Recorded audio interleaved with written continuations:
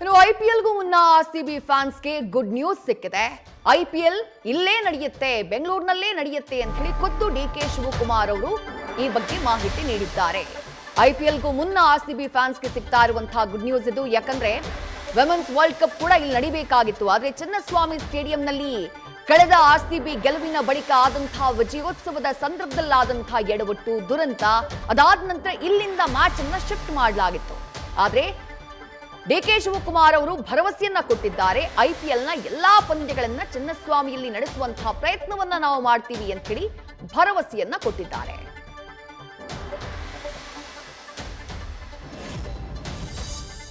ಕರ್ನಾಟಕ ರಾಜ್ಯದಲ್ಲಿ ಬೆಂಗಳೂರಲ್ಲಿ ಏನು ಅನಾಹುತ ಆಗಿದೆ ಅದೆಲ್ಲ ತಪ್ಪಿಸಿ ಮುಂದಕ್ಕೆ ಈ ಕೆಸಿಯಲ್ಲಿ ಸ್ಟೇಡಿಯಂ ನಡೆದು ನಮ್ಮ ಬೆಂಗಳೂರಿನ ಗೌರವನ ಉಳಿಸೋ ರೀತಿಯಲ್ಲಿ ನಾವು ಮಾಡ್ತೀವಿ.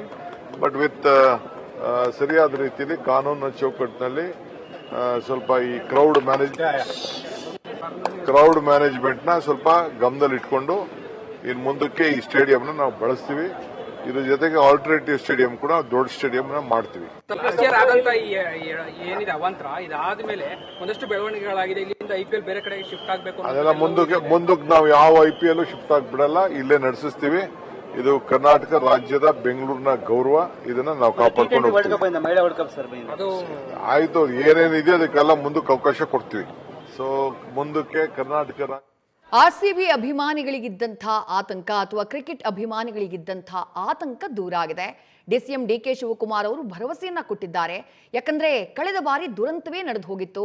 ಆರ್ಸಿಬಿ ಕಪ್ ಅನ್ನ ಗೆದ್ರೂ ಕೂಡ ವಿಜಯೋತ್ಸವದ ಸಂದರ್ಭ ಮರಣ ಶಾಸನವನ್ನ ಬರೆದುಬಿಟ್ಟಿತ್ತು. 11 ಜನ ಪ್ರಾಣ ಕಳ್ಕೊಂಡ್ರು ಆಗ ನಡೆದಂತಹ ದುರಂತದಲ್ಲಿ.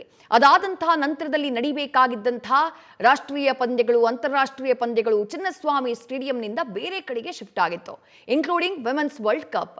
ಹಾಗಾಗಿ ಈ ಬಾರಿ ಐಪಿಎಲ್ ಚಿನ್ನಸ್ವಾಮಿಯಲ್ಲಿ ನಡೆಸ್ತಾರೋ ಇಲ್ವೋ ಅನ್ನುವಂಥ ಒಂದು ಪ್ರಶ್ನೆ ಇತ್ತು. ಜೊತೆಗೆ ಆಲ್ರೆಡಿ ಮತ್ತೊಂದು ಆಲ್ಟರ್ನೇಟಿವ್ ಸ್ಟೇಡಿಯಂನ ಮಾಡೋದಕ್ಕೆ ಸರ್ಕಾರ ಚಿಂತನೆಯನ್ನ ಮಾಡ್ತಾ ಇದೆ. ಇದರ ಮಧ್ಯೆ ಖುದ್ದು ಡಿಕೆ ಶಿವಕುಮಾರ್ ಅವರು ಭರವಸೆ ಕೊಟ್ಟಿದ್ದಾರೆ.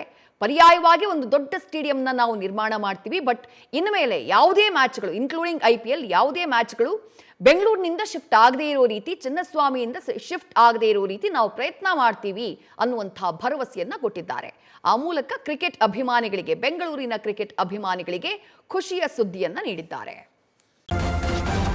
ನ್ಯೂಸ್ ಫಸ್ಟ್ ನಿರ್ಭೀತಿಯಿಂದ ನಿಮ್ಮ ಪರವಾಗಿ.